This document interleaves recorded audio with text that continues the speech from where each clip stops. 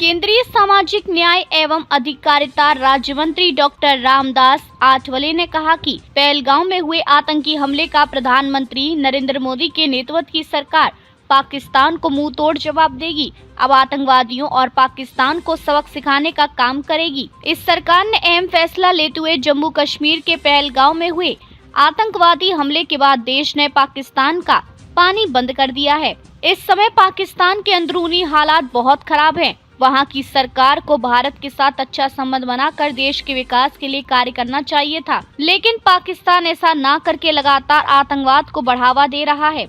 अब पाकिस्तान को कड़ा जवाब देने का समय आ गया है। केंद्रीय सामाजिक न्याय एवं अधिकारिता राज्य मंत्री डॉक्टर रामदास आठवले शुक्रवार को कुरुक्षेत्र विश्वविद्यालय के सभागार में आरपीआई द्वारा आयोजित भारत रत्न डॉक्टर भीमराव अम्बेडकर जयंती समारोह में बतौर मुख्य अतिथि बोल रहे थे। इससे पहले केंद्रीय राज्य मंत्री रामदास आठवले ने भारत रत्न डॉक्टर भीमराव अम्बेडकर की प्रतिमा पर माल्यार्पण कर विधिवत रूप से कार्यक्रम का शुभारंभ किया। उन्होंने कहा कि बाबा साहेब डॉक्टर भीमराव अम्बेडकर ने देश में भेदभाव को खत्म करने, जातिवाद को खत्म करने, पूरे देश को एकजुट करने और दलितों के हितों की लड़ाई लड़ी। इस देश को टूटने से बचने के लिए प्रयास किए। उन्होंने आरटीआई के पदाधिकारी से आह्वान किया कि वे डॉक्टर भीमराव अम्बेडकर के मिशन को आगे बढ़ाते हुए युवाओं, महिलाओं, दिव्यांगों के लिए काम करें और गरीबों की मांगों को उठाए तथा स्वर्ण व दलित वर्ग को एक मंच पर जोड़ने के लिए काम करें। उन्होंने कहा कि पहलगाम में आतंकी हमले के बाद प्रधानमंत्री विदेश दौरे को छोड़कर वापस लौट आए और गृह मंत्री अमित शाह ने कश्मीर का दौरा किया। इसके साथ ही सरकार ने अन्य दलों को अपने विश्वास में लेने के लिए बैठकें की हैं और उनसे सुझाव भी मांगे हैं। इन तमाम पहलुओं को जहन में रखकर पाकिस्तान को उसकी हरकत का जवाब दिया जाएगा। ऐसे समय पर देश की विपक्ष पार्टी को भी एकजुट होने का परिचय देना चाहिए। कश्मीर में चुनाव के दौरान आतंकवाद होने के बावजूद 60% मतदान हुआ और वहां पर तिरंगा फहराया गया। उन्होंने कहा कि प्रधानमंत्री नरेंद्र मोदी ने जम्मू कश्मीर से धारा 370 हटाकर विकास के रास्ते खोले। जम्मू कश्मीर से धारा 370 हटाने के बाद 3 करोड़ टूरिस्ट भ्रमण के लिए पहुंचे। इससे जम्मू कश्मीर प्रगति की तरफ बढ़ा। प्रधानमंत्री नरेंद्र मोदी के नेतृत्व में वहां की सड़कों का सुधार, रेलवे का विस्तार हुआ और वहां की जनता को रोजगार के नए नए अवसर उपलब्ध हुए। कश्मीर की जनता आतंकवाद और पाकिस्तान के साथ नहीं है। वहां की जनता पूरी तरह से देश के हित में है।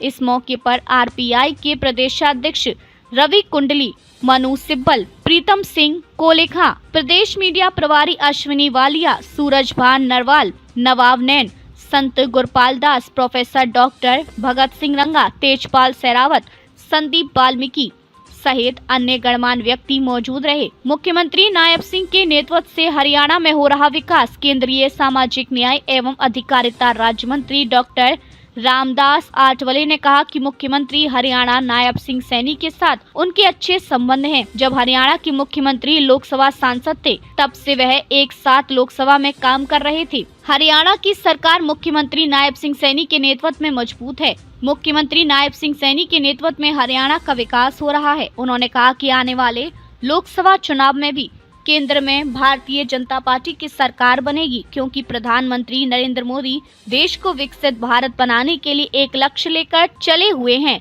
जिसको देश की जनता भली भांति समझ चुकी है और देश को आगे बढ़ाने में पूरा सहयोग कर रही है। युवा स्वरोजगार अपनाकर दूसरे युवाओं को दे रोजगार। केंद्रीय सामाजिक न्याय एवं अधिकारिता राज्य मंत्री डॉक्टर रामदास आठवले ने कहा कि प्रधानमंत्री युवाओं के लिए स्वरोजगार की अनेक योजनाएं देश में लेकर आए हैं। आज के युवाओं को उन योजनाओं का अपने जिला सचिवालय के अधिकारियों से जानकारी लेकर और उनका लाभ प्राप्त कर खुद का काम शुरू करना चाहिए। साथ ही दूसरे युवाओं को भी रोजगार मुहैया करवाना चाहिए। बेरोजगारों के लिए मत्स्य सम्मान योजना, MSME योजना और समाज कल्याण विभाग की अनेक योजनाओं में सब्सिडी का भी प्रावधान है। केंद्र सरकार ने आर्थिक रूप से कमजोर लोगों को दिया 10% आरक्षण। केंद्रीय सामाजिक न्याय एवं अधिकारिता राज्य मंत्री डॉक्टर रामदास आठवले ने कहा कि देश में आर्थिक रूप से कमजोर लोगों के लिए प्रधानमंत्री नरेंद्र मोदी के नेतृत्व वाली सरकार ने आरक्षण उपलब्ध करवाया है।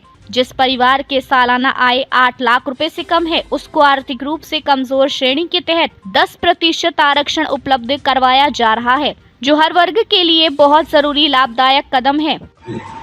और एक बार पाकिस्तान को ऐसा सबक सिखाना चाहिए, ऐसा सबक सिखाना चाहिए कि पाकिस्तान ने हमारे तरफ गलत नजर से नहीं बिल्कुल देखना चाहिए। और इसीलिए जरूर जो पाक व्याप्त कश्मीर है, उस पाक व्याप्त कश्मीर को ताबे में लेने के लिए चाहे युद्ध करना पड़े, पाकिस्तान के साथ युद्ध करके पाक व्याप्त कश्मीर को अपने कब्जे में लेना चाहिए। इसी तरह की हमारी सूचना है और माननीय नरेंद्र मोदी जी ने अनाउंस किया है कि आतंकवादियों का खात्मा किया जाएगा। यहाँ जो है उनको पकड़ कर मारेगी, ये भी मतलब हम लोगों ने देखा है। लेकिन पुलवामा के हमले के बाद एक बात तमाम देश के नहीं दुनिया के लोगों ने देखी है कि जम्मू कश्मीर में बहुत बड़ा आक्रोश है। जम्मू कश्मीर में या कश्मीर में ज्यादातर हिंदू लोग हैं, मतलब मुस्लिम लोग हैं और ये मुस्लिम लोग रास्ते में आ गए।